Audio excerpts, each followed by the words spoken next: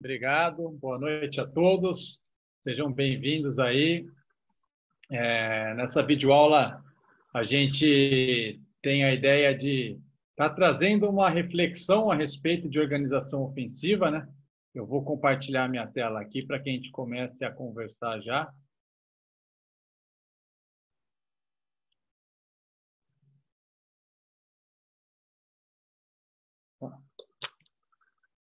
Já.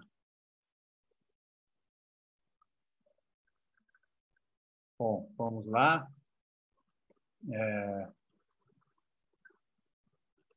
Aprendendo a mexer aqui, pronto.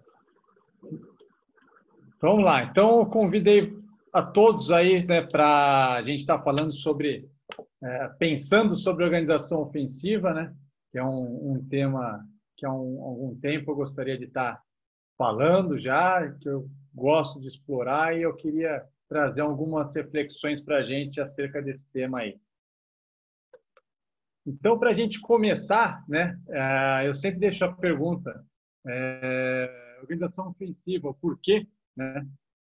E aí, o que me trouxe a uma reflexão sobre organização ofensiva, em especial, a gente sempre pensa em atacar em organização ofensiva, todas as pessoas pensam, todos os profissionais de futebol pensam, mas eu comecei a estudar mais a fundo, com maior afinco, após a Copa de 2014. E eu peguei esses dados aqui, tem na internet, né? E a Copa de 2014, eu me lembro pela época, isso me encantou também na época e mexeu comigo, ter sido uma Copa legal. A primeira fase foi a que mais teve gols, né, na história.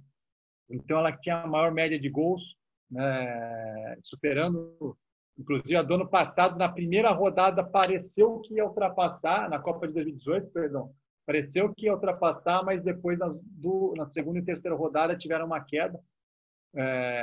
E aí acabaram não chegando a essa margem aqui tão alta e conseguir essa média de gols por jogo. Só que, e aí, né, eu achei isso daqui essa tabela do Globoesporte.com, vendo a média de gols nas 23 primeiras partidas, né, porque aí eles conseguiram dar uma igualada na questão das Copas de 50 até a de 2018, né? E você pega, por exemplo, como teve em 54 um pico de gols, né? Depois teve uma queda e se manteve numa média, com desvios, né? Em 82 e justamente 2014 que eu comentei, né? De uma média de gols. E aí, como eu estava referindo, 2014 para mim em especial foi um marco a começar a olhar com um outro olhar, né? Mesmo já sendo profissional há algum tempo, há 7 anos, em 2014, mas eu comecei a ter um olhar diferente para esse momento, né, do jogo de futebol. E aí, ainda em 2014, a gente tem a questão que todo mundo se lembra, todo mundo quer comentar, todo mundo pensa em relação ao 7-1, né? Isso marcou. E após o 7-1, começou a caça às bruxas, né? Aqui no Brasil, por parte da imprensa, por parte de próprios profissionais, enfim, por torcedores, né? Então começaram a achar culpados na CBF. Filipão foi extremamente julgado, né, após a Copa de 2014. Eu me lembro muito bem de um artigo do Juca Kfouri, no Lance, no dia da semifinal, na véspera da semifinal, falando que o Brasil evitou um vexame. Então, assim, evitamos um vexame porque chegamos na semifinal na Copa em casa, né? Então, agora não tem vexame, pelo fato de ser impensável o que aconteceu. Só que a gente sabe que não é legal achar culpados, ainda mais minha visão, né? De achar culpados, ainda mais profissionais, culpar o treinador, o Filipão, que é um treinador tão vitorioso, treinador que foi o último treinador nosso no nosso último título, e aí ele cair sobre somente ele, né? A gente sabe que é algo mais complexo, foi algo maior, também teve questão de apagão, mas é que também foi uma Copa que o Brasil não conseguiu jogar bem, né? Então, também eu me lembro das oitavas de final contra o Chile, também no Mineirão, foi um jogo ruim nosso. Então, começou essa caça às bruxas, só que, pelo lado positivo, ao meu ver, é que pelo menos nos levou a um momento de reflexão, né? Fez com que nos parassem para pensar, pô, precisamos fazer alguma coisa, precisamos de algo diferente, precisamos abrir as portas e ver o que também estão fazendo aqui fora. E eu acho que isso foi um aspecto benéfico dessa situação de 2014 e que também me trouxe, além do encantamento dos números ofensivos da Copa, me trouxe também para essa reflexão. E aí, em 2015, a gente teve duas situações, ao meu ver, uma grande inusitada, né, que ficou bem famosa, e uma particular minha, e pode ser que seja de vários também, né, que seria o ano sabático do Tite, que a gente sabe tão bem, né, o quanto o Tite voltou após o ano sabático, em 2014, ter estudado, fez um benchmarking, né? Foi acompanhar internacional lá fora, foi acompanhar o que estavam fazendo os grandes europeus, enfim, né? Estava conseguindo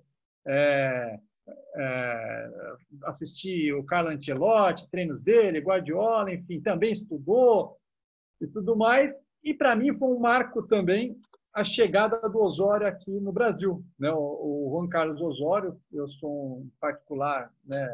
Um grande fã dele, e me chama muito a atenção quando o Osório vem para o Brasil. Então, a gente vê um Corinthians campeão brasileiro voando com o pé nas costas, atropelando todo mundo, fazendo jogos muito bons, fazendo muitos gols, né? Inclusive diferente daquela equipe do Tite ali 2010, 11, 12, né? Final de 10, né? Final de 10, que foi quando ele chegou, 11, 12. E em 2015 já um time bem diferente. Eu vou agora rodar um vídeo que é São Paulo e Corinthians 2015, que é o próprio vídeo o próprio jogo dos dois treinadores, né? E aí, olha, que a gente falou do Tite, né, que estava com um time já muito melhor, e olha o São Paulo com o Osório com um mês ali de Osório, acho que ele ficou 3 meses no total com um mês. Vou soltar o vídeo para a gente assistir aqui. Vou fazendo alguns comentários também. O que me chama muito a atenção de início é uma disposição dos jogadores no campo de ataque, né? Então a gente começa a olhar aqui, né, jogadores tendo uma mobilidade, uma infiltração, são jogadores de trás, né? E você olha aqui, já ainda aqui nem tanto, nesse lance nem tanto, eles estarem tão adiantados o time todo. Mas você começa a ver em outros lances, e ainda numa questão inicial de organização, tá, desse time do Osório, era um pouco o início ali da equipe dele, e olha onde estão os jogadores, os últimos jogadores de São Paulo, até no áudio dessa narração, Milton Leite fala, né, que só o Rogério Ceni no campo defensivo, Corinthians bem compacto atrás, e a gente vê trocas, né, de posição entre os jogadores, enfim, então um zagueiro pelo lado, vem, volante, zagueiros andando com bola no campo de ataque, então uma coisa assim começou a me chamar a atenção, caramba, eu não me lembro de ter visto isso dessa maneira aqui na primeira divisão do futebol brasileiro, né? E começo a ver jogadores com coordenação de movimento na última linha, tentando entrar. Aqui, ó, é um zagueiro ultrapassando. Aí, ó, não tem, até falta um pouco de noção para ele do que fazer aqui no ataque ainda, mas ó, passo para trás. Aqui nessa imagem a gente consegue ver o último homem de São Paulo. Se você olhar, ele está quase 10 metros, vou chutar uns 6 metros, quase não, mas 6 metros à frente do círculo central ofensivo. Então, é algo que eu nunca tinha visto. Num clássico, contra a equipe que era líder do campeonato, encurralando eles, porque eles não estavam jogando tão defensivamente assim, né? O último jogador de São Paulo... Ai, vou descer aqui. E o último jogador de São Paulo, ó, infiltrações, né, como eu falei, e o último jogador de São Paulo bem adiantado mesmo. Olha aqui os zagueiros do São Paulo, né? Aqui a gente pega 3, 4, 5, 6, 7, 8, 9 e o 10º jogador está aqui embaixo. Então, é algo que me chamou muita atenção com essa vinda do Osório aqui. Em tão pouco tempo, né? Ó, o círculo central apareceu um pouquinho, nem aparece mais. Infiltrações, né? Coordenação, tentando colocar a igualdade numérica na última linha do adversário. Isso sendo um início de trabalho do Osório no São Paulo. Então, a gente vê que não foram questões isoladas. Eu fiz questão de colocar e deixar nesse vídeo muitos lances, né, para mostrar o quanto isso realmente aconteceu, como foi né, aqui ainda podia melhorar, né, um chute de um zagueiro. E aí e a grande pergunta que se fazia na época era, e o contra-ataque, né? Mas fica exposto a contra-ataque. Isso na imprensa falavam muito, muito, né? Que ficava exposto ao contra-ataque. Que o time do Osório era muito aberto. E realmente, dava oportunidade de contra-ataque com qualquer equipe que ataca bastante e que joga muito adiantada. Mas aí fica a questão de treinar a sua equipe para evitar isso. Esse é o grande ponto. Ali ele estava no início, né? Não teve tanto tempo, mas acabava que ele sofria contra-ataque, mas não sofria tantos gols de contra-ataque também. E uma das questões que também me chamou muito a atenção nesse jogo foi que é o Paulo Henrique Ganso, né? Após um passe errado, olha o pique do Ganso para pressionar e reagir pós-perda. Olha o Ganso, a intensidade do Paulo Henrique Ganso ali, coisa que é difícil da gente ver ele fazer, era difícil antes, e de uma reação pós-perda não deixou sofrer contra-ataque e ainda acha uma finalização, né? Então, questões de estar atacando, marcando. Aí começou a exigir do Rogério Ceni coberturas defensivas, né? E até aqui foi uma cobertura mais simples, ali na entrada da área, mas também foi um estilo de jogo que proporcionava o Rogério Ceni jogar mais adiantado, né? Então você vê aqui erros acontecendo, você vê que ele estava fora da área, o Rogério Ceni, ele vai voltando, a equipe vai recompondo. Aí, lógico que a gente pode ver, pô, mas faltou pressão na bola, faltou isso, faltou aquilo, mas eu quero que a gente tenha um olhar para a questão ofensiva, né?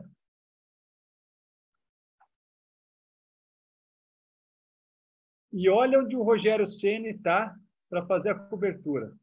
Então, assim, a gente pega o São Paulo, já o Rogério Ceni em final de carreira, né? Fazendo uma cobertura defensiva, ou seja, ele estava posicionado aqui onde está o meu mouse. E você vê ele fazer uma cobertura defensiva aqui, no último ano de carreira dele, o penúltimo ano de carreira dele, você imagina o quanto. E ele fala isso, falou já em várias entrevistas, o quanto o Osório foi importante na vida dele, inclusive como influenciou ele na carreira de treinador. Então, assim, eu parei e pensei, pô, precisou ouvir um colombiano aqui no Brasil para fazer algo, cara, que o Rogério Ceni praticamente 20 e poucos anos de carreira, o Rogério Ceni jogou mais de 40, né, passou dos 40 jogando, para fazer uma coisa que potencializaria tanto o jogo dele. Cobertura, o jogo com os pés, aí eu não coloquei nessa edição jogo com os pés, mas também nesse jogo o Corinthians de início tentou pressionar e o Rogério Ceni achando passe por dentro, né? Bem interessante. E aí me traz essa reflexão, né? Aí você pode me perguntar assim, pô, Belão, mas então quer dizer que de 82 a 2014 você não viu nada de organização ofensiva no Brasil? Não, não é isso que eu quero dizer. Pelo contrário, tivemos muitas equipes reconhecidas como equipes ofensivas, né? Com questões de organização ofensivas legais. Então a gente pega o Carrossel, o Caipira do Vadão, no Mojimirim. A gente pega o Palmeiras em 96 com ataque de 100 gols, que faziam muitos gols. A gente pega o Santos de 2010, do Dorival Júnior, né? Que goleou de 7, de 8, estava vários jogos, 5, 6 gols, e fazendo, era muito ofensivo, fazendo muitos gols. E tivemos, então, assim, da nossa cultura, só que a gente não vê isso ser tão comum aqui como poderia ser um pouco mais, né? E isso, eu falo um profissional, mas também trazendo para a base. A gente vê muito time de base que joga uma estratégia de jogo, de você precisar jogar com bloco baixo é uma coisa, agora equipes que jogam demais em bloco baixo é outra coisa, né?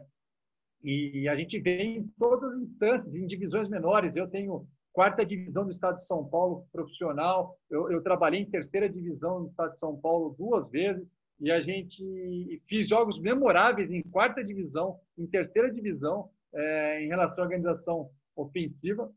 Então, por isso que eu gosto de trazer essa reflexão e eu quero trazer essa discussão, o quanto a gente pode enriquecer e pensar de uma maneira que a gente possa ser melhor, atacar melhor.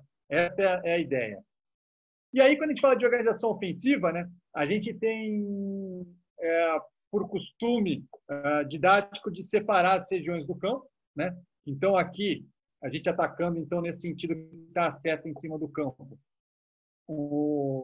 Uma zona de tiro de meta, de iniciação de jogadas, de primeira fase, né? Então, tem vários nomes aí que a gente pode utilizar, que seria o seu terço defensivo. A gente tem uma fase, uma zona do campo de elaboração, de construção, de segunda fase, enfim, tem vários nomes onde as equipes geralmente moldam boa parte da sua organização ofensiva, do seu momento com bola, para que você busque espaços, busque regiões para atacar, e o famoso último terço, né? o terço de ataque, ou zona de finalização, né? E que é o criação, né? Também já ouvi falar, para que a gente busque o gol adversário.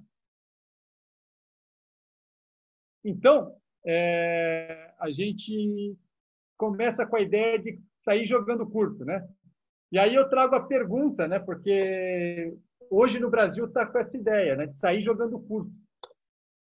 E aí eu pergunto, está na moda jogar curto? Será que as pessoas querem jogar curto porque está na moda, porque todo mundo está fazendo, né? Que aí eu faço a reflexão, por que jogar curto, né? Por que está na moda? E aí, lógico que tem inúmeros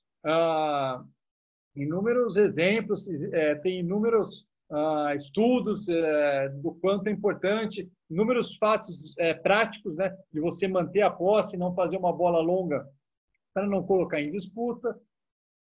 Mas aí eu pergunto, e o jogo? Porque muitas vezes o jogo está difícil de você sair jogando. Muitas vezes o jogo te dá outros espaços. Muitas vezes o jogo te proporciona você atacar com bolas longas, te proporciona ataque às costas, né? Eu gosto até de levantar, eu assisti alguns jogos do Leeds United, do Bielsa, nessa temporada que ele foi campeão, e a gente sabe o quanto ele é vertical e o quanto ele também gosta de um jogo elaborado, né? E o time dele estava extremamente vertical, e eu acho legal isso, porque por muitas vezes ele estava sendo marcado em bloco médio ou pressionado, e o time dele com grandes movimentações na última linha do adversário e jogando bola no espaço e atacando, porque o jogo às vezes está te pedindo isso, né? E em jogos que ele conseguia sair jogando também, né? Mas às vezes a situação, o momento te proporciona a jogar longo. Então, e a gente vê muitas equipes querendo sair jogando.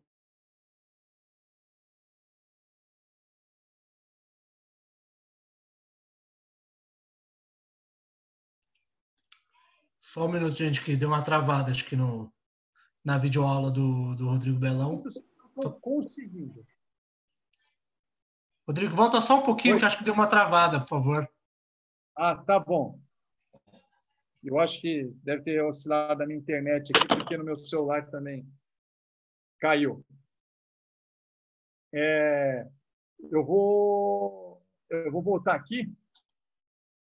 Então, eu estava falando o seguinte, eu vejo muitas equipes querendo sair jogando, por vezes, né, e sem ideia de sair jogando, sem movimentações, sem jogadores bem posicionados, sem jogadores que consigam atacar espaço, né?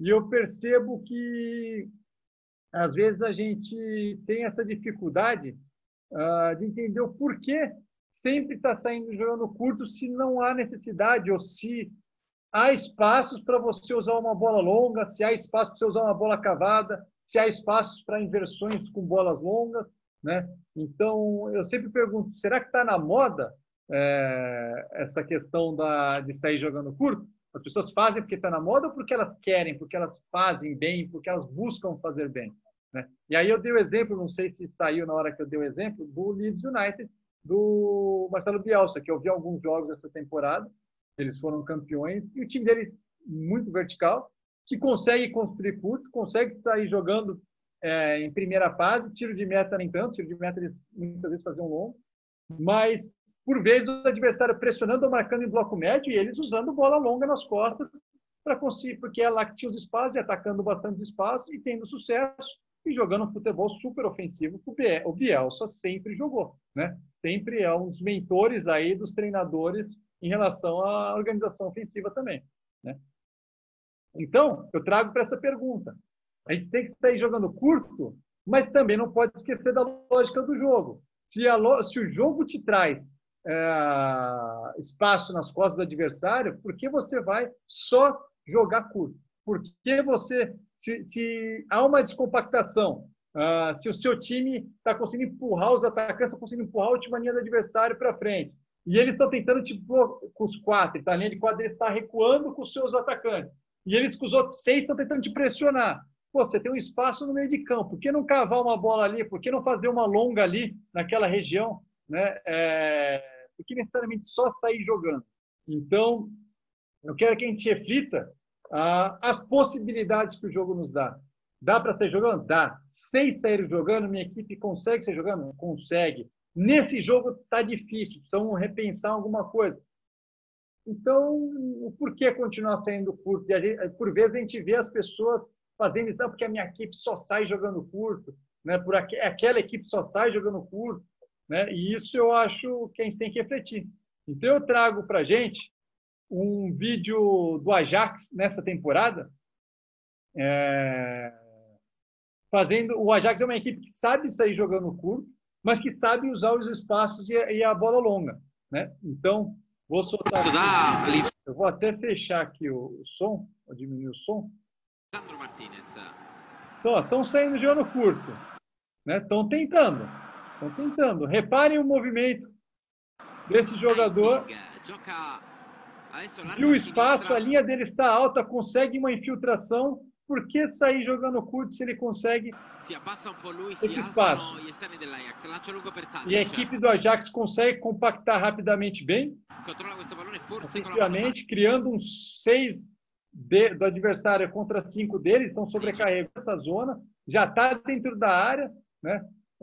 Precisando de gols, né? Porque estava perdendo no placar agregado.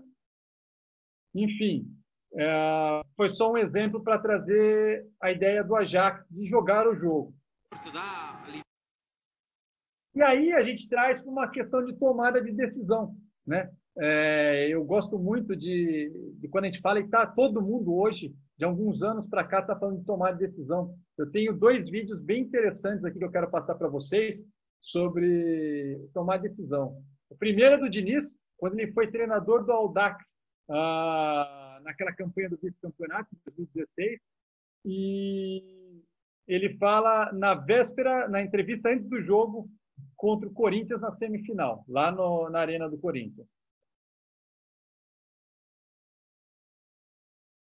Agora, Fernando, você sofreu muito diante do São Paulo com a saída de bola, né? Isso deve acontecer aqui hoje também, uma marcação forte. Como surpreendeu o Corinthians, que você já disse que é a melhor equipe do futebol brasileiro hoje? Não, contra o São Paulo a gente errou bastante, a gente sofreu porque a gente errou. A gente não é obrigado a jogar por via baixa, tem hora que tem que fazer o passe longo. Isso é uma mentira de ficar falando que eu proíbo, ao contrário. Não só pode como deve, a gente já fez gols assim, só que o jogador é soberano na tomada de decisão, e às vezes eles erram e acertam. Se contabilizar o que a gente já acertou, o que a gente errou, o time está com um lucro bastante grande em relação a isso. Então você vê que legal, né? Que é um estigma que sempre falam que a equipe do Diniz não pode sair jogando com bolas longas, as equipes dele fazem, sim, longas. Eu acompanhei de perto esse trabalho dele no Audax, nessa campanha. Eu trabalhava no Grêmio Osasco, na 3ª divisão de São Paulo, que é do mesmo grupo, do mesmo dono, né? E a gente treinava em campos do lado, no campo do lado, inclusive, no sem treinamento. E, inclusive, nas quartas de final desse campeonato, eles ganharam do São Paulo, lá em Osasco. E na época o São Paulo era treinado pelo Edgar Balsa. E eles usavam muito, o Balsa foi pressionar, o São Paulo foi pressionar a saída de bola do Audax, e o Audax fez 2 gols, se eu não me engano, com bolas longas nas costas do São Paulo. Então, você vê, e ele deixa muito claro a questão do jogador ser soberano na tomada de decisão, né? Então, eu acho legal para a gente fazer uma discussão legal, aprofundada sobre organização ofensiva, a gente tem que passar por tomada de decisão. Agora, Fernando. E aí, uma outra fala um pouco mais longa do Osório, numa entrevista do Osório no Mesa Redonda, da TV Gazeta, que ele fala cientificamente muito bem sobre tomada de decisão.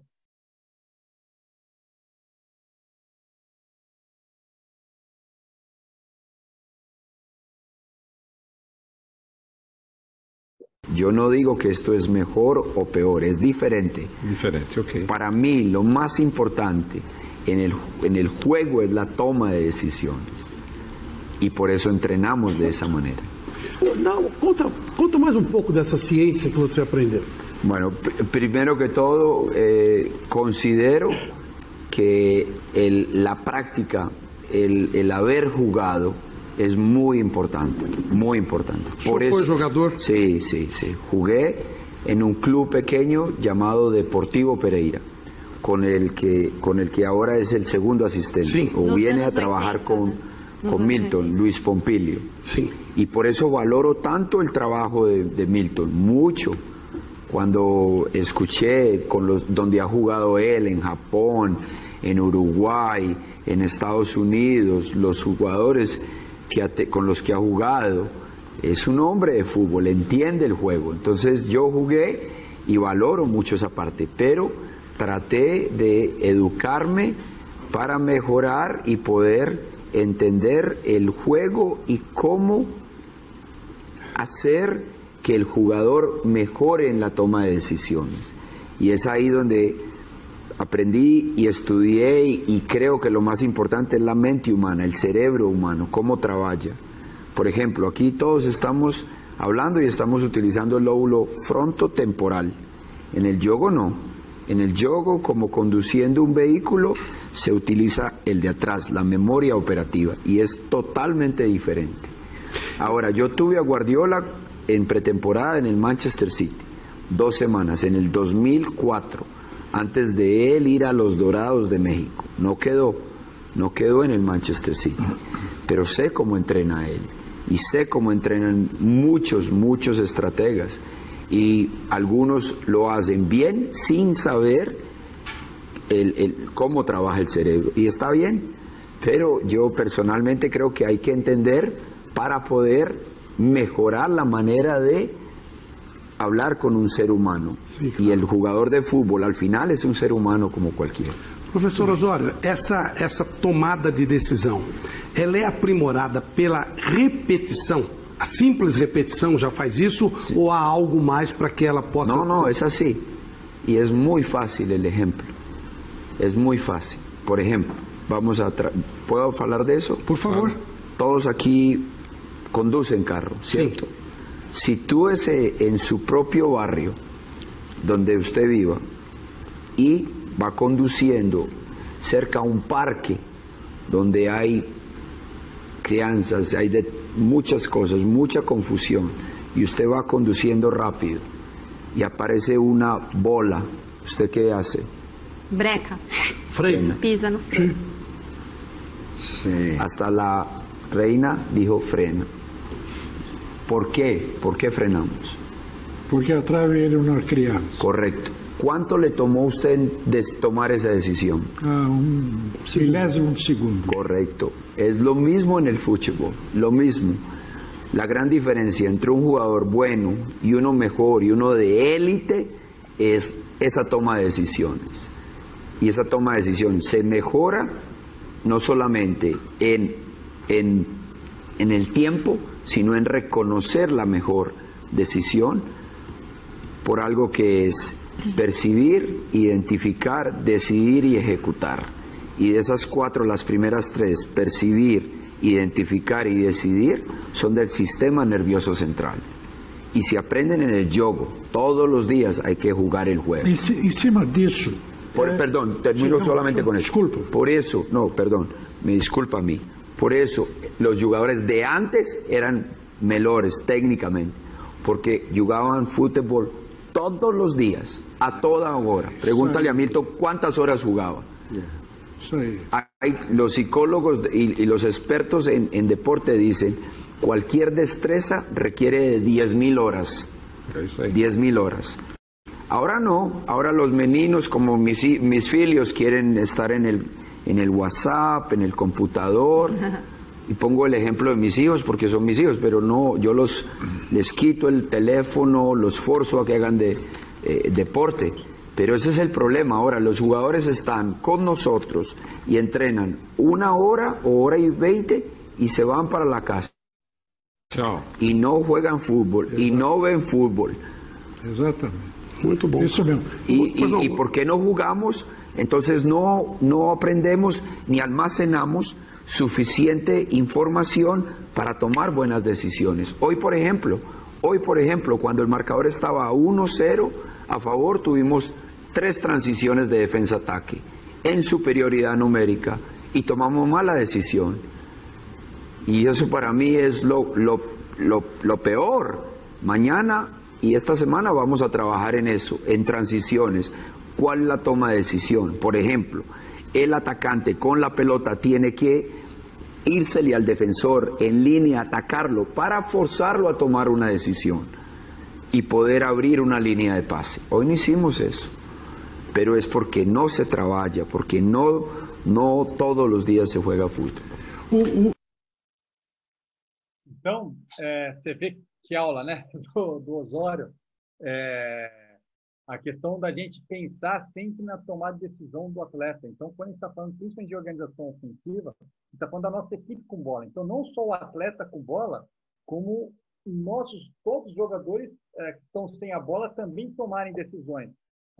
Você vê o exemplo do Osório bem nítido no final, que ele fala, né, que no jogo daquele dia o time tomou péssimas decisões em 3 transições da defesa para o ataque e que ele precisava trabalhar isso. Então, ele queria proporcionar para os atletas situações, né, treinos de transição para que eles tomem decisões melhores na próxima vez.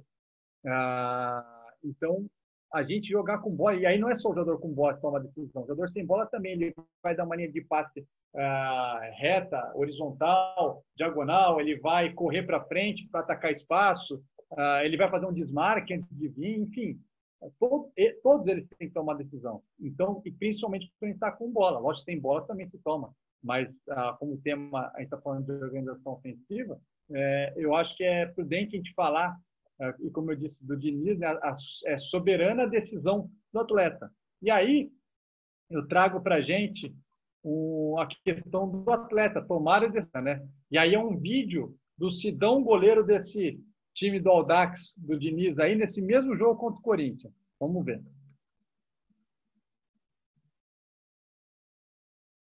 Então, vou soltar aqui um tiro de meta, né?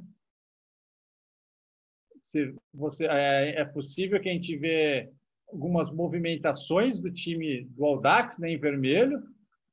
E aí o Corinthians está pressionando, o Sidão toma a decisão de...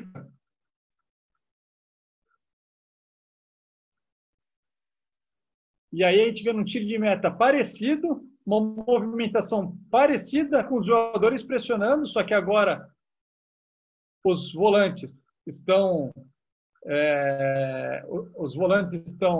aparecendo menos, né, não entraram tanto na área, mas apareceram livres e recebem a bola. Sidão sai jogando. Então, a tomada de decisão foi do Sidão. E olha como desencadeia numa sequência ofensiva que ali ele não conseguiram progredir, apesar de ganhar um lateral, e aqui eles já estão no terço ofensivo do jogo, rapidamente, né? E botando bola na área do adversário. Tudo fazendo a tomada de decisão dos jogadores, né? Então, a gente não pode falar de organização sem pensar na tomada de decisão, seja para iniciar jogando, seja para que a gente faça uma bola longa, né? Em tiro de meta, em primeira fase, enfim. E aí a gente entra eu vou levantar algumas discussões em relação à construção do jogo. Então, naquela segunda faixa do meio de campo, aí na segunda faixa, naquele campinho, né? Ali é acontece uma diversidade de situações, porque tá no campo é onde talvez você consiga ter um centro de jogo com o maior número de jogadores, né? Participando ativamente. Você consegue perceber variações de esquema tático, você consegue perceber estratégias do adversário, então se ele te pressiona, se ele te marca em bloco baixo, em bloco médio, né? E aí você tem que, dependendo da situação, do momento do jogo, nessa segunda fase, nesse momento de construção, você tem que variar suas alternativas, você tem que saber se moldar, talvez ficar fazendo a mesma coisa sempre. Às vezes a gente tem o costume de ver equipes e a gente mesmo treina muito, a minha equipe faz isso, faz isso, faz isso.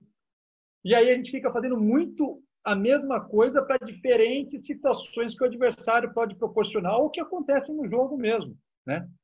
E aí a gente acaba esquecendo ou se perdendo em imprevisibilidade do jogo, né? Então, a gente tem que trazer isso para o atleta, né? Que inclusive os dois treinadores anteriores ali, os dois vídeos anteriores falaram do atleta. E aí a gente vê uma discussão muito grande das posições, né? Então, no livro do Guardiola, o primeiro livro dele, ele já falava de atletas que fazem várias posições. Eu me lembro de, em 2014, quando eu trabalhava num clube do interior de São Paulo, na categoria sub-15, eu falava de variação de posições, inclusive eu fazia isso, já discutia bastante isso em 2012 na Portuguesa, na base da Portuguesa. E aí eu cheguei a ouvir em 2014 que tinha que tomar um cuidado, que eu estava deixando de formar jogadores especialistas, né? Que eu ficava improvisando muito, e eu falava, discutia, treinava e trabalhava que eu não estava improvisando, era tudo planejado, a gente fazia um planejamento em vários atletas, em várias situações, para jogar de centroavante, para jogar de extremo, para ser lateral e ser um ponta, não um extremo, volante que fazia zagueiro, até porque e vice-versa, né? Então, uma pequena base, ainda mais do 15 para baixo, você não faz a menor ideia do quanto, por mais que tenham os testes, as avaliações físicas, a gente não faz ideia do quanto realmente esse jogador vai crescer ou não. E você pode dar um suporte maior para ele variando posições, e você acaba enriquecendo a formação dele. Há uma grande discussão, então, hoje em dia, em relação a questão de você ser um generalista já, e não mais um especialista, né? Há uma grande vertente em várias áreas do mundo, não é só futebol, não é só área esportiva, é área empresarial. Cada vez menos as pessoas estão sendo especialistas, né? E aí, uma discussão que lá em 2014, eu lembro que a gente tinha, e hoje também está em alta, está em tona, é que não só a variação de posições, mas como a variação de funções também. Porque às vezes você pode estar na mesma posição, mas está exercendo funções diferentes. Então, você pode ser um lateral mais defensivo, você pode ser um lateral mais ofensivo, você pode ser um lateral que faz uma infiltração por dentro, por diversas situações que acontecem no jogo, você pode ser um lateral que saiba e jogue de volante em alguns momentos. Então, você pode trocar de posição e trocar de função, muitas vezes, dentro da mesma posição. E isso traz uma ideia do jogador que sabe bem achar o espaço e ele sabe ler tão bem o jogo que ele se redefine no espaço. Né? Esse é um termo que eu fiz do meu auxiliar, o Matheus Dufin, o qual ele falou isso para a gente há algum tempo, do atleta que sabe fazer uma redefinição do espaço. Ele está nesse espaço, esse espaço fechou, mudou, alguém do time dele entrou aqui, ele tem que saber, ainda na mesma função, mas na mesma posição, mas saber aparecer numa outra função. Né? E aí eu trago um vídeo do Ajax da última temporada, dessa última temporada, que o Ajax tem uma questão interessante sobre posições e funções. Deixa eu só baixar o áudio aqui.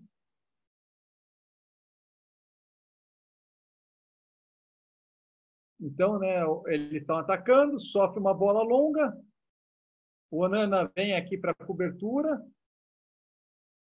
Aqui eu quero que a gente preste bastante atenção no Eiting, que é o 8, e ele, por vezes, ele é um volante e entra aqui fazendo uma linha de 3. E olha que legal, como ele percebe e lê que o Onana está fazendo essa questão da linha de 3 nesse momento, ele já se posiciona como um lateral.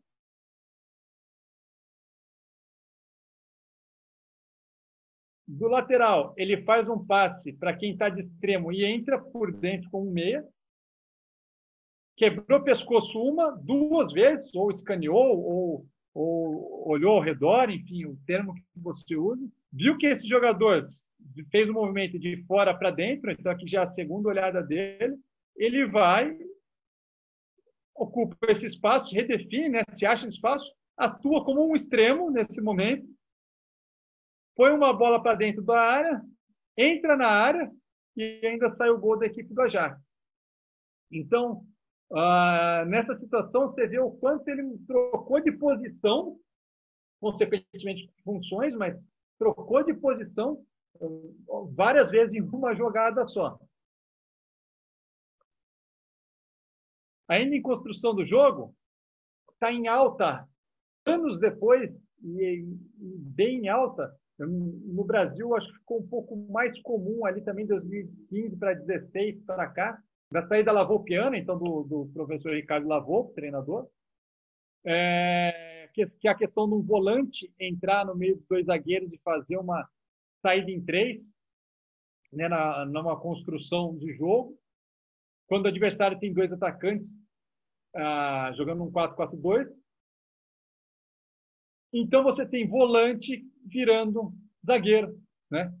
Agora, nessa mesma discussão, hoje já há muitas variações da saída lavoupiana, né, da saída em 3, enfim, como queiram chamar, do volante entrando pelo lado esquerdo e esse zagueiro centralizando, do volante entrar no lado direito e esse zagueiro centralizando, de ser um lateral que segura e faz a saída em 3. Então, olha a riqueza de situações que podem acontecer, né? E, por outro lado, eu trago novamente o exemplo do Ajax, do Ten Hag, que desde que ele assumiu o Ajax está com uma peculiaridade muito interessante, que é de não só variar as posições, como variar as funções dentro da mesma posição de acordo com o que o jogo pede, né? Então, vou trazer 3 vídeos agora do Ajax. O primeiro vídeo... Che già di uomini ne ha pochi. O primeiro vídeo, então, deles iniciando e fazendo uma saída em 3, né? Aí, ó, o jogador que estava indo pelo centro percebe que o Onana já está aqui para a saída em 3. Então, um goleiro fazendo essa saída lavoupiana, né? Uma saída em 3. Reajustam, né? Então, agora o Onana volta e ele entra. O Onana vira novamente o jogador centralizado. Há uma comunicação do Eiting aqui com o companheiro. Ele talvez estava falando para alguma coisa, uma informação para ele. Vendo que esse jogador, que é o central, está abrindo pela esquerda, Ou seja, ele faz a função de centro e faz a função, agora, pelo momento do jogo, está vindo pelo lado esquerdo da linha de 3. Então, ele está trocando função no meio do jogo, dentro da posição que ele vinha acostumando. E aí o Eitinho começa a subir. E aí, mais uma vez, eles acabam fazendo uma bola longa, um exemplo que eu tinha passado anteriormente. O segundo vídeo.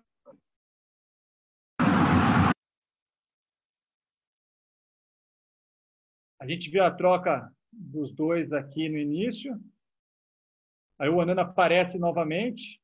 Esse jogador não faz o lado esquerdo. E aí eles trocam, né? E nem sempre. Então ele vem para um momento fazer o lado esquerdo, agora ele está no lado direito.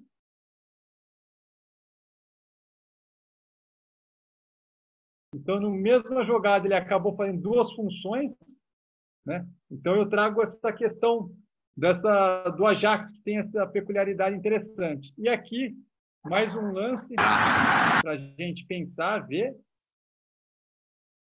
O Onana soltando a bola para ele.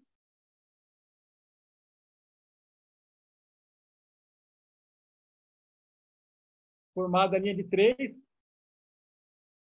Estão subindo. Então, aqueles, né, já fazendo a linha de 3 da maneira estruturada que eles costumam fazer, né? Então, a gente vê uma variedade de funções dentro do mesmo jogo por reorganização do espaço, né, muitas vezes acontecendo. E aí, nessa questão da construção, a gente tem a ideia de construir vantagens, né? Você precisa criar vantagem em cima do seu adversário. E aí pode ser uma vantagem numérica de ter mais jogadores, pode ser uma vantagem posicional de o seu jogador já estar bem posicionado, com vantagem em cima para atacar em cima do adversário. Uma vantagem cinética, dinâmica, né, de movimentação, dele já estar correndo enquanto o adversário está parado. Uma vantagem qualitativa, né, de você criar superioridades ali, você criar uma vantagem em qualidade também. E isso nos remete a confrontos, né? Então, você conseguir criar no centro do jogo, aí vamos falar mais do centro do jogo, né? Próximo ou até no médio centro, então no mesocentro, né? Então não só o pequeno centro do jogo, como um pouco maior, você conseguir criar vantagens através de confrontos, né? Então, está em igualdade numérica, inferioridade, e você com movimentações, você com ideias de mobilidade, de atacar o espaço, você consegue criar algumas vantagens, né? Eu tenho um vídeo aqui para a gente mostrar, por exemplo, é um vídeo do Fernando Seabra, esse vídeo, de confrontos, né? Então, a gente pega aqui, por exemplo, está uma situação de 2 contra 2, que pela movimentação do lateral da Juventus, virou um 2 contra 1 em vantagem numérica e dinâmica. Aqui, no City Tottenham,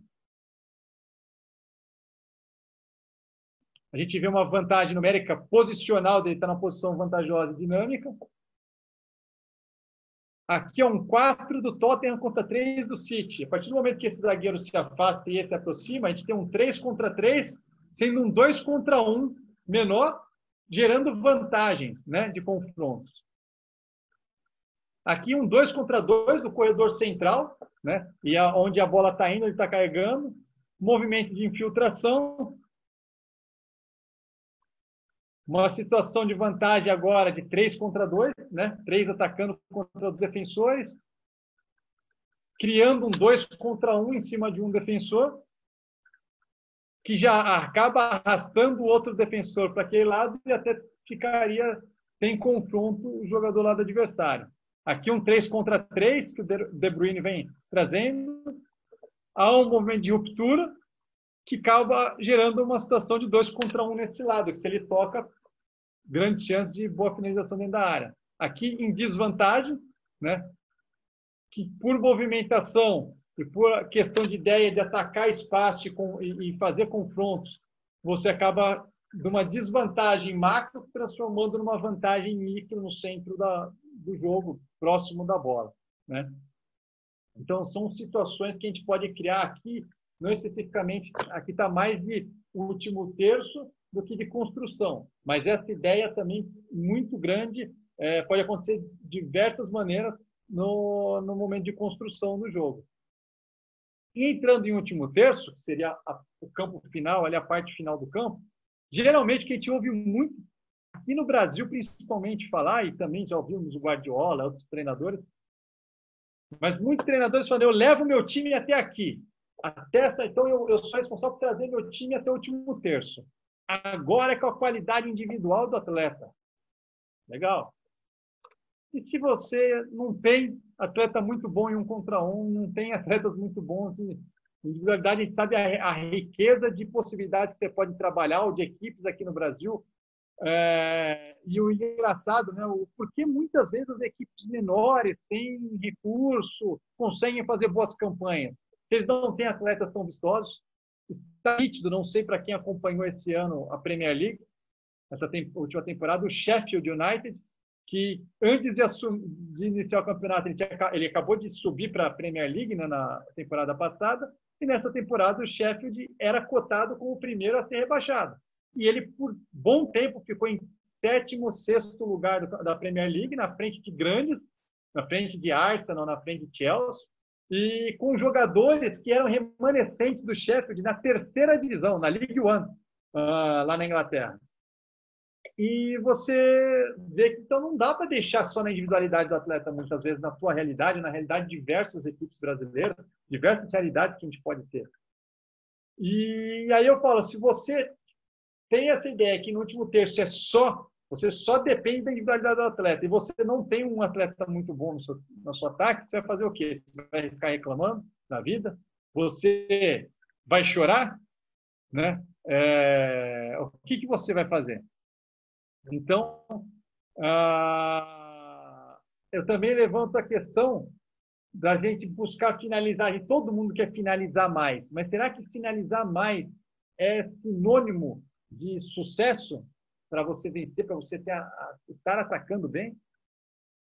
Ou será que é finalizar melhor? E aí, várias equipes de sucesso, inclusive o Sheffield nessa temporada, ele é uma das equipes que menos finaliza, isso você pode achar na internet, esses dados, menos finaliza, porém finaliza certo quando finaliza. E por isso talvez eles tenham sucesso em vencer jogos e fazer muitos gols, né? Então, a ideia talvez é ser eficiente também. Lógico que por estética, por um jogo legal, é legal você ter uma equipe que está toda hora criando chance. Mas só isso não é sinônimo de você estar jogando bem. É igual a questão de posse de bola. Você só ter... nossa, mas meu time tem mais posse. Você tem muita posse e pouca finalização. Para o torcedor foi um jogo chato. Para muita gente foi um jogo chato. Né? Não é sinônimo de sucesso. Né? Então, talvez a ideia é de a gente buscar uma eficiência também. E há ideias de se treinar e trabalhar questão de ser eficiente, né? Então, a gente fala do funil muito para a questão defensiva, defender funil, né? Quando o adversário está atacando nessa região do campo, como que eu estruturo a minha defesa aqui para não tomar gols? A gente sabe que o funil é uma região onde há maior chance de gols. E como a gente ataca? E como a gente vai fazer para atacar esse funil? Esse é o ponto que eu trago de reflexão, né? Então, como que a gente estrutura? Como é que quantos atletas, não é só preencher a área, quantos atletas entram nessa região do funil? Já que a gente fala tanto de defender o funil, como que a gente faz para atacar? E aí a gente tem as zonas de risco, né? Aqui é uma zona, eu sempre, desde 2014, com o grupo que eu trabalhava no interior de São Paulo, a gente discutia muito a questão das zonas de risco. E aí aqui o funil seria uma zona de altíssimo risco. Porque você pode fazer gols, é aqui que saem muitos gols. Zonas de risco são zonas onde você pode fazer finalizações, né? Onde você pode encaixar maior probabilidade de passes para entrar, você pode finalizar também, mas onde você pode pôr bolas para dentro da zona de risco, de altíssimo risco, né?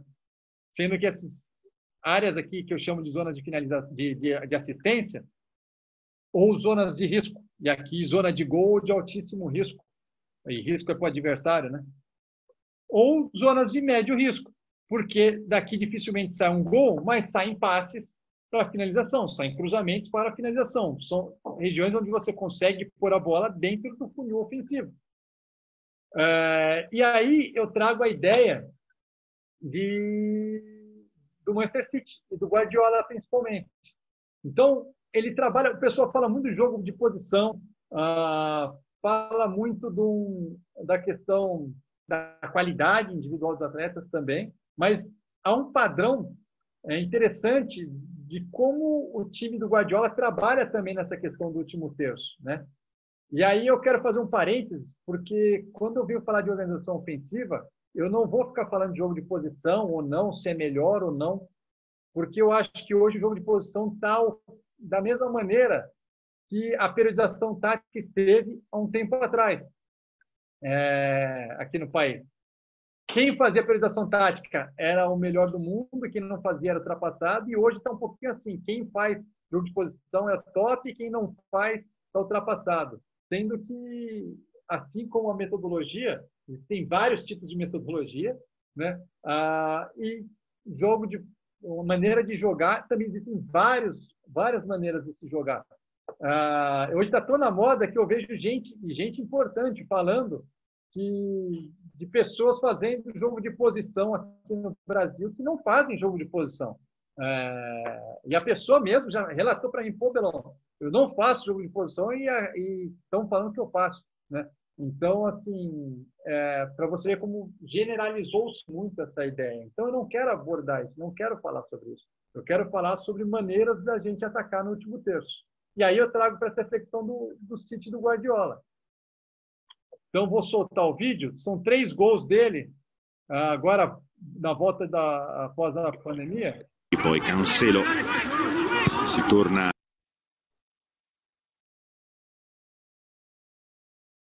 Então, né, trabalhando a posse, sim, tem também. E aí, quando a bola entra no último terço, reparem a movimentação dos atletas para a área, onde bola é colocada, ou seja, estava aqui atrás, então uma zona que não propicia tanta coisa contra o adversário, para uma zona de assistências, né? Então aquela zona, um triângulo que eu fiz ali no meu recorte, na minha imagem passada, e posicionamento de atuação na zona de finalização. E gol contra o Newcastle, né? Tem um replay legal aqui nesse vídeo. Vou deixar rolar aqui o replay, para a gente assistir de um outro ângulo. O Guardiola até fazendo alguma movimentação em relação a essa corrida, né? Então, como é algo de vantagem, com 2 contra 1, que foi propiciado aqui para uma zona de finalização ali. Um outro lance. Um outro lance aqui.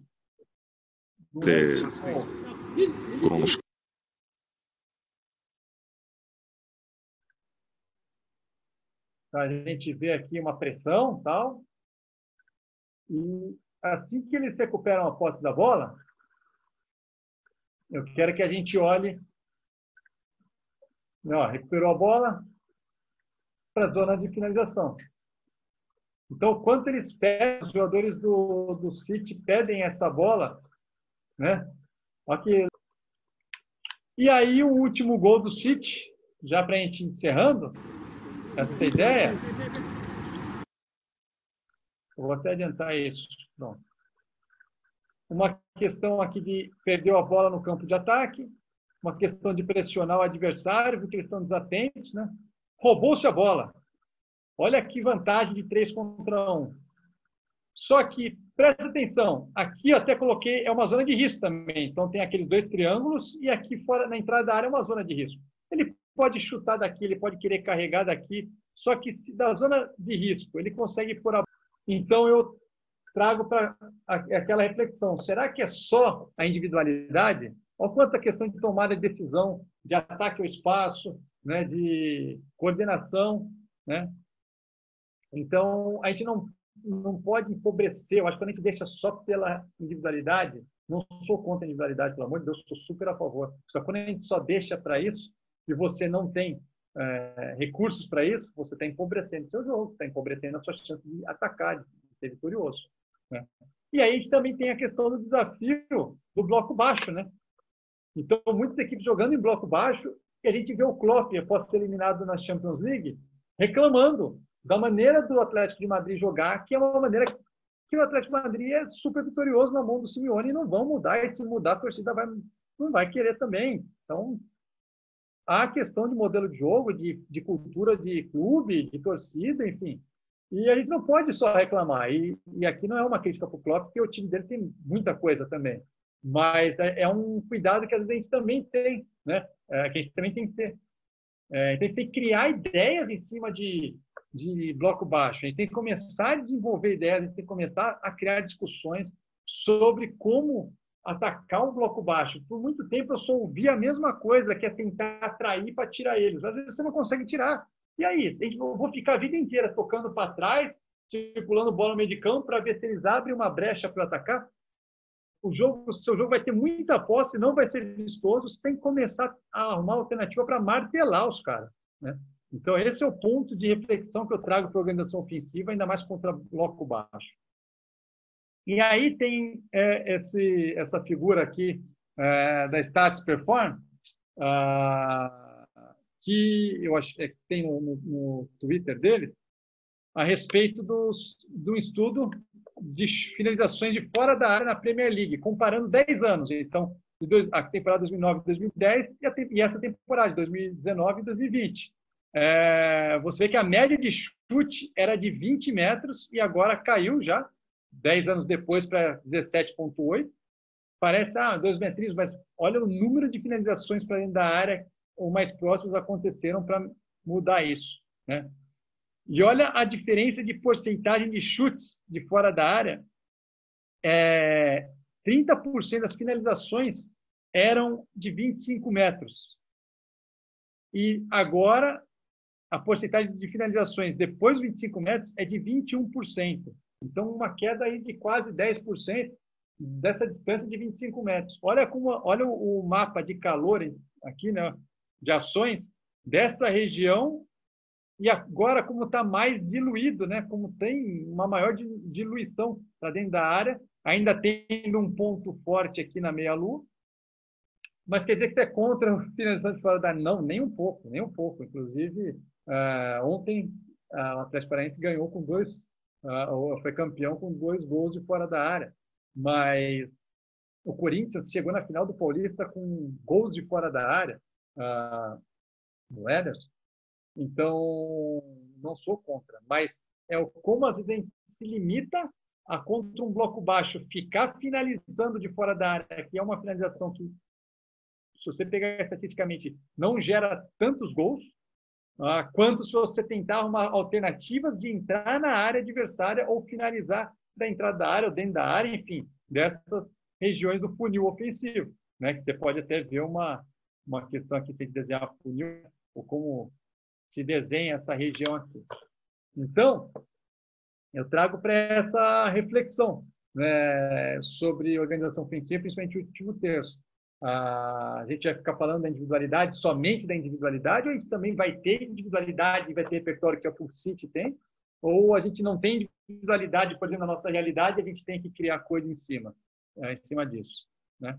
Então, para isso, aí, eu convido todos, eu criei o curso Atacando para Vencer, o qual eu reuni essa equipe de treinadores aí, de profissionais, para que a gente te ajude a discutir, que a gente discuta junto e que a gente te ajude a pensar e refletir cada vez mais sobre todas essas questões que eu trouxe aqui. A minha ideia é que a gente cada vez mais não só pense, como também construa situações em relação à organização ofensiva, independentemente de metodologia ou não. E aí, né, o André já me apresentou no início da live, atualmente sou treinador do Sub-15 do Atlético Paranaense. Teremos o Fernando Correia, que é treinador de goleiro do Sub-20 do Curitiba. Temos o Lucas Macorim, que atualmente é o auxiliar técnico do Sub-20 de São Paulo e treinador do Sub-18 do São Paulo. Não me recordo agora se Sub-18 ou Sub-19. O Fernando Seabra, que é o treinador do Sub-17 do Atlético Paranaense, e o Eduardo Barros, que é o treinador do Sub-23 do Atlético Paranaense. Eu vou trazer no curso, a primeira aula, o porquê a organização ofensiva é um tema muito rico a ser explorado, então é uma aula muito próxima dessa, mas com uma profundidade maior. O Fernando vai vir com a aula 2, falando sobre o goleiro no jogo ofensivo, como podemos explorar e potencializar a iniciação das jogadas. Eu tive o prazer de trabalhar com o Fernando já, e ele tem um trabalho peculiar em relação aos goleiros, também, né, não só defender o meta, mas também na questão da organização ofensiva, não só curta, quanto longa também. Tá? O Fernando, inclusive, tem alguns artigos aí publicados, artigos científicos, e muitos materiais de YouTube. Ele tem dado muitas aulas também em cursos, para quem não o conhece. Então, é legal, acho, tanto para treinadores de goleiro, quanto treinadores, ou quanto pessoas interessadas em futebol, entender como que o goleiro pode ser útil, como podemos melhorar o goleiro, como podemos pensar o nosso jogo também trabalhando o goleiro, como podemos pensar o sistema todo pensando no goleiro. O Macorim, para quem não sabe, ele foi campeão Sub-15 em 2015, com o Audax ganhando de grandes, ganhando de Palmeiras nas quartas de final, do São Paulo na semifinal e do Santos na final. E foi ali que eu conheci, depois eu cheguei a ser auxiliar dele no Grêmio Osasco, no Osasco Futebol Clube. O Macorim tem uma ideia de tiro de meta, primeira fase, segunda fase, muito interessante, muito legal, trabalha muito bem os atletas dele, por isso eu convidei aqui. Ele tem uma questão, um case do Jogue Audax que ele criou enquanto ele trabalhava nesse Sub-15 do Audax, que ele vai abordar também. Então, é bem interessante. E ele também foi auxiliar técnico do Jardine no São Paulo. Ele foi contratado pelo São Paulo como auxiliar técnico do Jardine, que hoje é treinador da seleção olímpica, da nossa seleção Sub-20. E ele tem uma ideia muito bacana também. Ele vai trazer temas e discussões e ideias de treinamento e de jogo a respeito de tiro de meta, primeira e segunda fase. Na aula 4, o Fernando Seabra vai falar sobre aquele momento de interações grupais, então vai aprofundar bem naquilo que eu mostrei ali, na questão de transformar em 2 contra 1, 3 contra 2. Então, ele vai falar muito da construção do jogo através das interações grupais, e na aula 5, a interação grupal na tática coletiva. Então, como transformar esse centro do jogo, esse mini-jogo, no todo, no coletivo.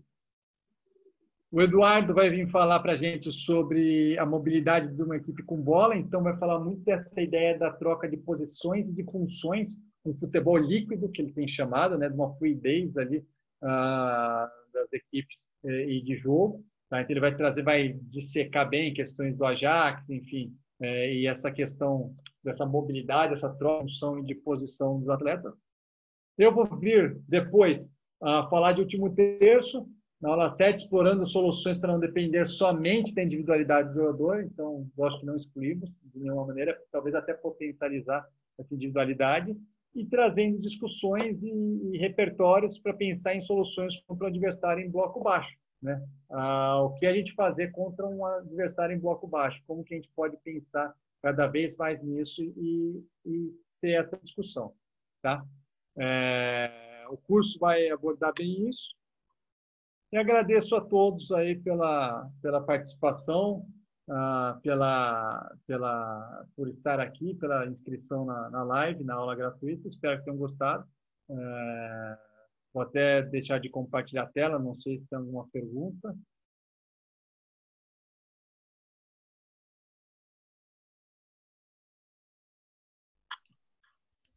Oi, gente, se alguém quiser fazer uma pergunta, pode escrever aqui no chat. A gente vai responder algumas perguntas agora. Obrigado, viu, Belão? Ótima aula. Muito legal. Obrigado mesmo. Muita informação legal que você passou. Obrigado, André. Obrigado. Obrigado ao Denis aí, ao Rolim. Obrigado ao pessoal aí que está mandando mensagem. Espero que tenham gostado. Fiquem à vontade aí, se quiserem fazer alguma pergunta. Eu estou com o chat aberto. Eu não sei se aqui nessa live de hoje vai dar para ter a interatividade de participação, que no curso a gente vai ter bastante interatividade. A gente... Só respondendo uma dúvida do Carlos, a data do curso vão ser 5 dias de curso, né? Começa no dia 24 de agosto e vai até o dia 28 de agosto. O curso vai acontecer das 18 até as 22 horas, nos 5 dias. É bastante. Legal, André. Tô indo, Samuel, grande abraço. Vou responder primeiro aqui o Samuel Mota. Parabéns pela excelente explanação. Qual é a frequência da sua periodização? Diariamente? Semanalmente? Eu tenho, de um tempo para cá, pensado a periodização de uma maneira interessante, até por... Quando eu estava no Corinthians, o Fernando Seabra, que vai ser professor do curso, ele é o técnico de 17 aqui do Atlético, ele trouxe uma discussão para mim e para o Gustavo, eu era auxiliar técnico do Gustavo Almeida, treinador do Sub-17 do Corinthians, e a gente pensou o Seabra trouxe uma discussão para a gente que eu achei interessante, para a gente pensar em organização ofensiva, da gente planejar os treinos de trás para frente, de frente para trás, perdão. Geralmente a gente pensa em construir de trás, mais ou menos da maneira didática que eu tentei explicar aqui, de iniciação, tiro de meta, construção, para depois do último dia, ali na véspera antevéspera de jogo, talvez trabalhar o último terço, que a gente faz o contrário. A gente está fazendo já de início de semana, último terço, vários trabalhos ali que trabalham em questão de finalização, último terço, e vai vindo para trás até chegar na iniciação e tiro de meta já mais próximo do jogo. Por que isso?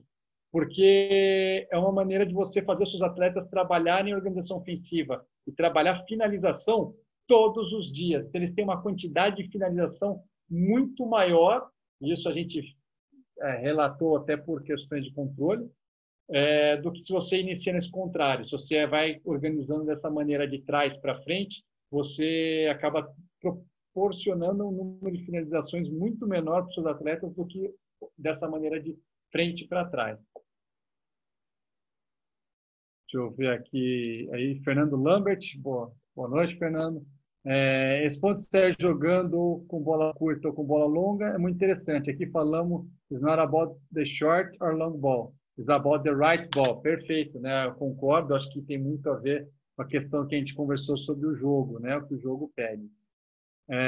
O Alexandre, Belão, o que você acha da periodização tática? Acho que funcionaria de uma forma efetiva no Brasil? Alexandre, eu estudei já a periodização tática, nunca apliquei, eu não sou 100% a favor de aplicar metodologias ao pé da letra, eu acho que cada um tem a sua peculiaridade, tanto que pessoas que falavam e davam palestra e aplicavam questões de periodização tática, hoje já não são nem mais autorizadas pelo Victor Frade para falar sobre periodização tática, enquanto outras pessoas hoje são, porque acabou fugindo da ideia. E eu acho que quando você vem para a prática, você tem a sua questão de peculiaridade, sabe? Eu gosto muito de uma frase que o Gustavo falou para mim, acredito até que ele esteja aqui, um grande abraço, que é não se prender à metodologia, sabe? Você pode seguir, você pode ter ideias, ela suscitar você ter uma ideia pautada em uma metodologia, mas não necessariamente seguir ela à risca. Eu acho que muita gente faz algo próximo, até em estruturação de treino, de cargas. Eu acho que a periodização tática veio para trazer a questão de modular diferentes tipos de carga por dias diferentes, né, para os jogadores. Então, estímulos que você dá ao atleta de maneira diferente. Acho que ela ajudou muito aos treinadores a organizarem isso. Acho que tem muita gente que a faz parecida, mas efetivamente eu acho que pouquíssimas pessoas no mundo fazem, no mundo. né? E até o que eu falo, fiquei sabendo recentemente de pessoas que davam aula sobre isso, portugueses, já não são nem mais autorizados pelo Vitor Frade, que criou, para falar sobre isso. Não sei até onde isso vai em profundidade. São coisas que eu ouvi falar de pessoas que tiveram contato com o Frade recentemente. Tá? O Eduardo Henrique, acho que é o Zuma, aqui, perguntou: as aulas ficaram disponíveis, pois não poderia acompanhar em tempo real todas as aulas devido ao meu trabalho. Obrigado pela atenção, Zuma. Acredito que seja o Zuma, esse daqui. Vão ficar sim. Zuma, ou o Eduardo, se não for o Zuma. Eduardo, quem comprar o curso vai ter acesso a todas as aulas integralmente durante um ano, para assistir quantas vezes quiser, reassistir, enfim, vai ficar livre à vontade para quem, por um ano. Inclusive, vocês que se inscreveram nessa aula agora, acho que vão receber essa aula gravada de hoje também. Tá? O Pablo, grande aula, muitas indicações relevantes. Poderia indicar 3 livros sobre periodização tática e sistema de jogo? Muito obrigado. Cara, como eu falei, periodização tática eu não sou um grande seguidor. Tá? Eu acho que tem um livro espanhol, Periodização Tática, por lá, Periodização Tática, que é muito bacana. Tenho o livro do Bruno Pivetti, de Periodização Tática, e tenho o da Marisa Gomes, que é a tese de doutorado dela, ou de mestrado dela, se não me engano, que é bem interessante. Foi o primeiro que eu li e gostei. Na época que eu li, achei uma leitura muito simples. Tem um do Julian Tobar, brasileiro, estava esquecendo esse, acho que é o último livro aí, é um livro mais recente de periodização tática do Julian, que é muito bom, é uma das pessoas habilitadas pelo Vitor Frade para falar sobre periodização tática no Brasil. Então, acho que vale muito a pena você que quer estudar isso. Tá? Em relação ao sistema de jogo, acho que especificamente não, mas os livros do Guardiola falam bem sobre isso. Tem um livro português que eu gosto muito da leitura dele, porque fala de uma metodologia, uma ideia sistêmica, que fala do case do Rio Ave, em Portugal, que é por dentro da tática. Eu não me lembro agora o restante do nome do livro. Já faz tempo que eu li ele. Eu comprei em 2011 ele. E eu acho bem interessante. Enfim, se você quiser estudar sistemas de jogo, tem a pirâmide invertida também, tem, enfim, vários livros aí que podem falar sobre isso. O Lucas Gaviola. Boa noite, as aulas do curso ficaram salvas. Ficaram salvas, Lucas. Tá? Você pode assistir tanto ao vivo quanto depois. Tá? Então, por um ano. Então, fica à vontade. Qualquer dúvida, entre em contato com o pessoal da Unisport aí. Eles vão responder vocês qualquer dúvida, inclusive estrutural ou funcional, na verdade, do curso. Tá? O Breno, grande abraço, meu amigo. Saudade do convívio contigo aí nessa pandemia. Ursino, meu atleta, né? Jogador aqui do Sub-15 Atlético. Um abração, Ursino. Hoje em dia, no futebol brasileiro, o que você acha sobre a organização ofensiva? Eu acho que há uma discussão maior. Acho que já está acontecendo alguns movimentos sobre isso. Acho que mais pessoas estão se preocupando com isso em nível mais alto. Acho que na base há uma grande preocupação por um bom tempo já. E acho que no profissional está começando a ter cada vez mais essa preocupação também. Né? Então, eu acho que a gente está caminhando a bons passos, ou fazendo bons caminhos em relação à organização ofensiva no nosso país. O que é da nossa raiz, como eu disse no começo da nossa cultura, né? No começo da aula. Valeu, Alexandre, obrigado. O Laudeci, obrigado. Denis Alves, aqui, o livro do Julian Tobar, excelente, concordo. Denis, e também tem os livros do Xavier Tamarit, são muito bons. A periodização tática por periodização tática, se eu não me engano, é do Xavier Tamarit. Obrigado pela sugestão e pela lembrança aqui, Denis. Fernando Lambert, vocês do Brasil trabalham muito com a mesma ideia durante a semana toda, dividindo os treinos, como você mencionou, trabalhando de trás para frente ou vice-versa. ou acabam trabalhando diferentes ideias em diferentes dias da semana. Cara, eu não posso dizer por todos, não posso generalizar, acho que eu posso falar muito por mim, tá? Eu trabalho diversas ideias, sim, mas dentro dessa lógica, né? Então, não é ideia, mas é uma lógica. Então, eu trabalho muitas situações, eu crio, porque como eu quero tomar decisão, eu repito muitos treinos, eu faço trabalhos analíticos também, faço trabalhos situacionais também. Talvez eu tenha uma ideia que eu falo, eu faço o que eu acho que a equipe precisa, que os meninos precisam também para se desenvolver, tá? Tentando ter uma lógica pedagógica, acho que é o mais importante. Se você vê o meu treino, que eu tenho que trabalhar muita lógica pedagógica. Então, do que você vê de analítico, para o que você vê de situacional, para o que você vê de jogo, dentro da mesma sessão tem muito a ver, e muitas das vezes uma sessão com a outra também tem um link interessante, para trazer do micro até chegar ao macro, sabe? Eu sigo muito essa lógica. Acho que tem uma transferência melhor para o atleta pedagogicamente. É o que eu falo, eu prefiro muito mais, eu tenho um estudo muito maior, talvez, em pedagogia do que em metodologia, né? E eu prefiro olhar muito mais por esse lado da pedagogia, tá, Fernando? Bruno Vieira, Belão, achei interessante a equipe trabalhar mais o sistema ofensivo, mas isso não poderia levar a ter muitas transições defensivas, consequentemente, sofrer gols? Quando você trabalha de uma maneira sistêmica, não. Por quê? Não significa que eu trabalhe de uma maneira que eu quero um olhar mais ofensivo, que eu vou denegrir o olhar defensivo. Então, porque enquanto eu estou atacando, tem atletas meus defendendo. Então, a ideia é pensando de maneira sistêmica, eles também estão trabalhando nesse lado oposto. Então, ao mesmo tempo que eu trabalho muito meu ataque no último terço, vamos dizer assim, numa proporção maior, eu também trabalho jogadores para defenderem no último terço. Então, também não é só o ataque, tá? Nessa questão de posições e funções, nesse início, eu faço os atletas rodarem muito, vivenciar tudo, principalmente até o sub-15, eu acredito muito nisso, para eles vivenciarem muito, ter uma riqueza de vivência para entender diferentes funções e posições, sabe?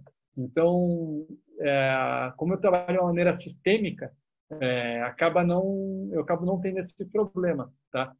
Lógico que acontece, lógico que nenhuma equipe é 100% perfeita, mas eu não tenho tido esse problema recentemente, tá? Inclusive, nossos últimos trabalhos, eu fiquei os últimos 3 anos de auxiliar do Gustavo Almeida, a gente teve equipes muito sólidas defensivamente e com muito boas qualidades ofensivas, né? Talvez isso nos fez crescer juntos ali, tanto dentro do Red Bull, quando a gente trabalhou do 15 para o 20, quanto depois ser levado para o Corinthians. E fizemos um trabalho muito legal no Corinthians ano passado, chegou na final do Brasileiro, sofrendo poucos gols e também conseguindo fazer gols, tá? O Daniel Romo, os valores estão no site, vocês vão receber, acho que no e-mail aí, vocês vão receber hoje um e-mail, inclusive acho que o André vai falar, ele comentou comigo agora há pouco, que quem está cadastrado aqui, quem assistiu a live, vai ter desconto para o curso, tá? Então, depois ele deve falar que vocês vão receber por e-mail isso, né, André? Vi você abrindo aí o microfone. Quer falar isso? Só para falar para todo mundo que a gente vai mandar, assim que acabar a aula, uns 10, 15 minutos depois, a gente manda a gravação da aula e lá vai estar o link do curso, já com um cupom de 25% de desconto do curso. Lá vocês vão poder ver todas as informações e o link do curso e também o cupom para vocês conseguirem o desconto, que vai valer por 24 horas aí, pessoal. Então, se quiser, vou mandar o link do curso aqui também no chat e o cupom já para vocês aí também. Aí quem tiver interessado já pode dar uma olhada lá, tá bom? Legal, André. Obrigado. Acho legal, manda o link para o pessoal acessar aqui a curiosidade. Felipe Anselmo, um abração, também atleta que trabalha comigo aqui atualmente. O que você pensa do jogo livre organizado do Wilton Santana? É correto afirmar que você o defende? A grosso modo, seria proporcionar tamanhos e diversificadas vivências dos atletas para que possam tomar decisão partindo de um acervo que foi estimulado e desenvolvido. Eu sou 100% a favor, eu penso nisso, acho que A minha ideia tem muito a ver com isso, principalmente pedagógica. Hoje eu tenho o prazer, eu fui aluno do Wilton em pós-graduação, eu tenho o prazer de trabalhar com ele.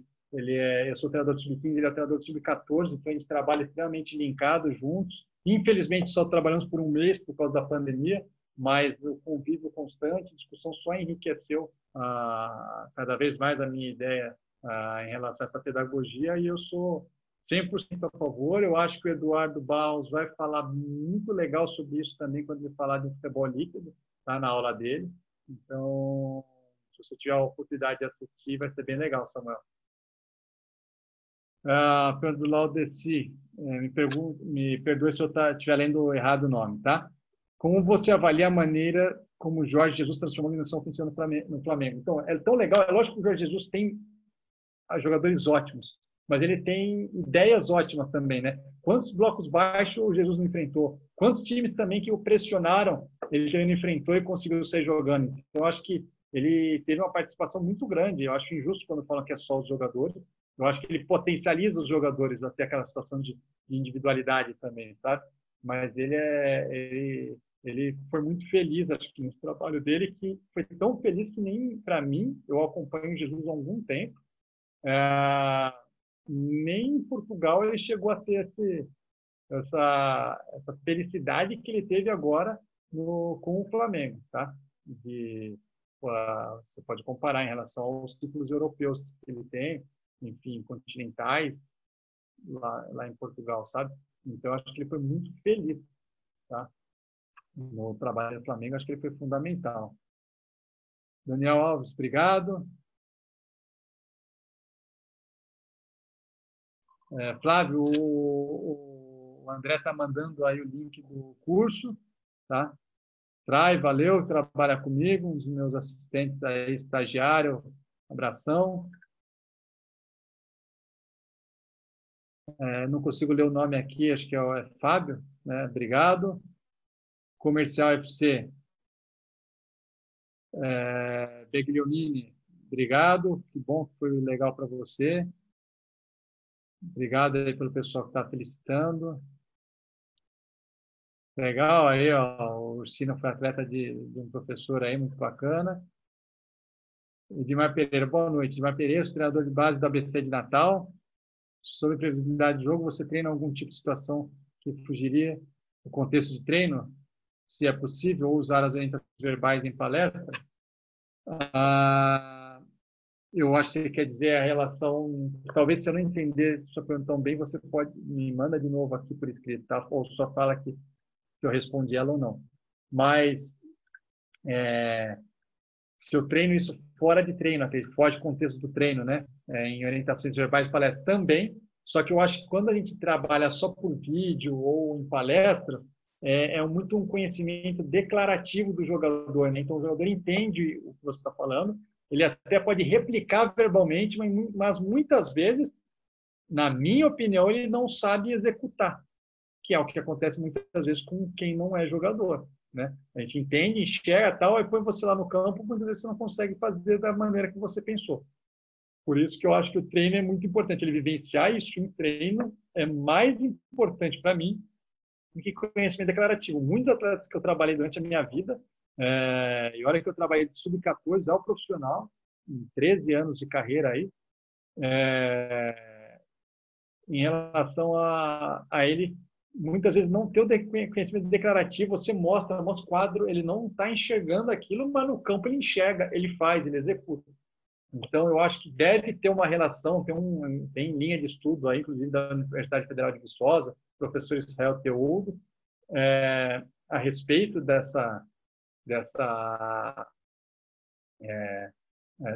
sobre o conhecimento declarativo ter a ver com os jogadores que estão em campo. Eu acredito que pode estar muito relacionado, mas não necessariamente. Então, eu prefiro muito mais, por uma questão pedagógica, abordar os dois, lógico, e trabalhar em cima dos dois. Inclusive, eu estou trabalhando questões interessantes nisso nessa pandemia. Só que o mais importante é ele ir para o treino e executar. Eu acho, se você dá uma palestra, ensina, tal, e ele não for depois para o campo para executar e tentar aprender na prática, pedagogicamente, eu acho que há um gap muito grande, um espaço muito grande que não há essa transferência, tá? Edmar. Se eu não te respondi corretamente, se eu não entendi a pergunta corretamente, manda no chat aqui que eu respondo. Obrigado por quem está felicitando aí. Lambert comentou, perfeito, nós incorporamos sempre o trabalho analítico nos treinos, gostei muito do Osório com respeito ao armazenamento de ideias. Quando trabalhamos algo novo, as células do cérebro se juntam formando grid cells, que são responsáveis por nossa tomada de decisão. Tem um livro chamado Make It Sick, de Peter Brown, tal. Legal, não conhecia, Lambert, vou até anotar aqui depois. Laudeci, eu acabei, acho, de responder, acho que nessa minha última, na minha opinião, o conhecimento processual, né, o prático dele, mais importante do que o conhecimento declarativo. Eu acho, minha opinião. Tá? Felipe Freitas, pensa que está ficando mais comum o entendimento das vantagens individual e coletiva no Brasil? Eu acho que sim, mas talvez ainda a gente tenha passos para caminhar para conhecer mais ainda. É o que eu falo, para quem não conhece o Seabra e a ideia dele, a maneira como ele executa, a maneira como ele aborda essa ideia das vantagens individuais, grupais e coletivas, é muito legal, cara. É muito legal, aprendi muito com ele nos últimos anos, nos últimos trabalhos. Tá? Seria um salto importante para a potencialização do jogo como um todo, na minha visão. Perfeito. Tá, Felipe, também acho que é muito importante, potencializa muito a questão de organização ofensiva e talvez eu acho que esse é um grande passo contra blocos baixos, tá? Já dando uma prévia aí, né? Eu penso muito por esse lado. E Edmar, legal, que bom que eu respondi. Bom, acho que mais nenhuma pergunta, né? Acho que eu li todas aqui. Já chegamos aí a 1h40 de live, né? De aula.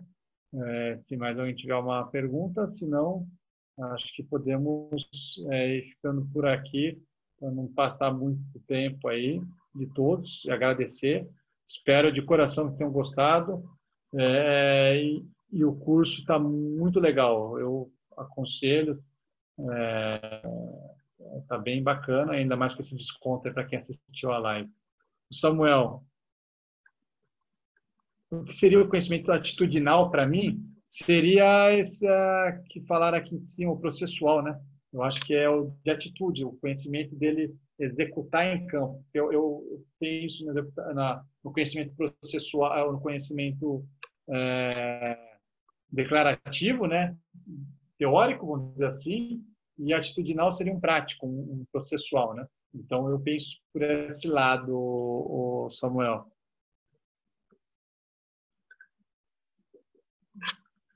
Te respondi? Legal, comercial, obrigado. Legal, Samuel, obrigado. Muito bom ter você aqui também. Obrigado aí. Exato, o Laudeci respondeu aqui. Aí o Daniel Júnior mandou uma pergunta. Como você vê a fragmentação do treino? Confrontos 1 contra 1, desmarques nas ações de tática individual para fortalecer os comportamentos ofensivos. Sucesso, obrigado. Obrigado, Daniel. Daniel, eu acho que essa fragmentação ela é importante. O Seabra fala muito sobre isso, inclusive na aula dele vai falar. Eu penso muito nessa questão de trabalhar de frente para trás, até que eu estava falando, em questão de confrontos mesmo, fazer muitos tipos de confrontos, variados tipos de confrontos, com diferentes números de atletas, diferentes situações de jogo.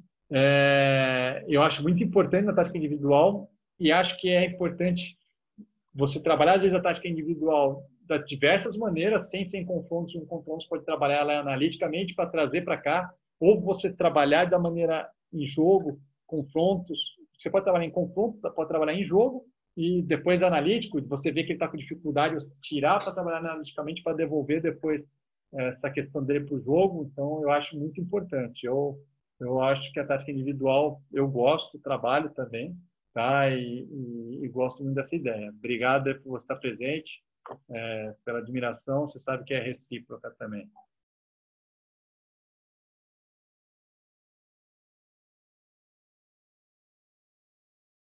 Bom, acho que não tem mais nenhuma pergunta aqui, então agradeço a todos. Caso alguém tiver, estou à disposição ainda, tá? Mas agradeço a todos aí pela participação, pelos elogios. Espero que tenham gostado, que tenha feito. Eu falei, essa aula é uma aula provocativa para fazer a gente pensar e ver como também a gente pode pensar diversas maneiras de se pensar o ataque, pensar em tomada de decisão, sair jogando ou não, como elaborar isso, que é o grande X da questão, diversas situações para se trabalhar em um momento de construção, diversas situações para trabalhar uma fluidez, mobilidade, que transcendem um jogo de posição que hoje está muito na moda. Tá? Então, eu estou falando nada contra e nada a favor. Né? Eu não quero falar de jogo de posição, eu quero falar de um outro olhar e que eu acho que tem muito a ver com a nossa cultura. Inclusive, talvez eu decida de falar agora na parte final, mas você olha o quanto de mobilidade, de bloco ofensivo, de confrontos grupais, individuais em cima da seleção de 82, né? Você vê o Paulo Alberto Falcão fazendo ultrapassagens, entrando na área. Então, como aquela seleção tinha muitos dos conceitos que são atuais, modernos, talvez, mas a defesa era diferente, mas